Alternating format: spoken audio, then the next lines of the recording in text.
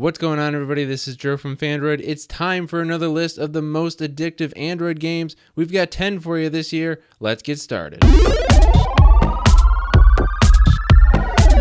Bouncy Hoops is an arcade-style basketball game all about making buckets. Bounce, shoot, swish, and slam the ball to become the king of the court in this high-score arcade challenge. Get on fire and try to beat your friends before the buzzer sounds. What makes it addictive? Whether you're trying to see how many shots you can make in a minute or how many you can make in a row, the clock makes the game frantic. When the game finally ends, you always feel like you can beat the score, so you play again. Circle Affinity could be called Circle Chaos because that's what it feels like when you're playing it. The game is technically a platformer, but it's not like any platformer you've played before. The idea is to jump from one circle to the next while avoiding the spikes and obstacles. What makes it addictive? Circle Affinity is pure chaos in a game. At first, it's hard to really know what you're doing, which makes it very addictive. You have to learn as you go. That makes you want to play over and over again as you figure it out and get better. Gentleman Ninja is a game where you're not simply a ninja, you're a gentleman ninja. You're armed with colored ninja swords that can only defeat enemies of the matching color. Use the red sword on red enemies and the blue sword on blue enemies. You have to think fast to use the correct weapon or you'll be taken out by the enemy ninjas.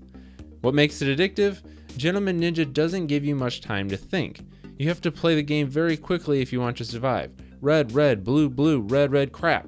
When you make a mistake, it feels easily avoidable, so you play again right away.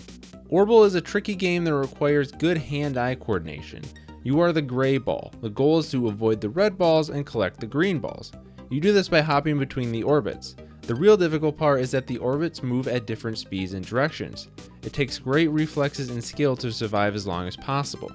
What makes it addictive? It seems like an easy game, but the varying speed in the orbits make it deceptively difficult. You can be doing well and then all of a sudden one false move ends the game. All you can do is play again. Really bad chess is just like chess, but with totally random pieces. Every game has a new combination of pieces. One game you might be lucky and get multiple queens, the next game you might be stuck with too many pawns. Play with the pieces you're dealt. What makes it addictive? Regular chess can be pretty boring, but really bad chess is much more fun. Every game is different. You can't rely on the pieces being in their familiar spots. The better you get, the harder the game becomes, which can bring out competitiveness in some people. In Small Bang, you are a dinosaur running around the globe to avoid falling meteors. Move left or right to dodge falling objects and collect items to help your dino survive. The goal is to see how long you can survive. There are many characters that you can use, and it's not just about dodging either, you can break the meteors with items. What makes it addictive? Small Bang is one of those games that looks more difficult than it really is. You'll see dozens of meteors flying at you, but it's easier to dodge than you might expect. That only makes it more frustrating when you lose. Surely next time you won't die as fast, right? Smash Rocket is a game all about smashing rockets into planets and asteroids. The rockets are orbiting the Earth around by targets. It's your job to get the timing just right and tap the screen to launch the rocket on the perfect trajectory. What makes it addictive? Timing is key in this game, but there's no timer to put urgency in your moves. You can sit and wait forever for the perfect timing, but that's boring. What ends up happening is you try to play too quickly and make silly mistakes. Before you know, you're playing again. Speed West is a shooting twist on Speed, the fast-paced two-player card game you might also know as Spit or Slam.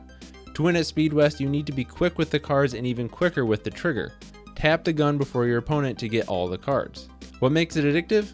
The original Speed card game is one of the original addictive games, and it works great on a phone.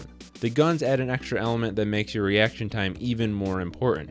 Speed West is fast-paced and competitive. The story mode will keep you coming back for more. Turning is an interesting puzzle game. Your job is to place tiles that fire balls in different directions. Every time a tile fires a ball, it rotates and begins to fade away.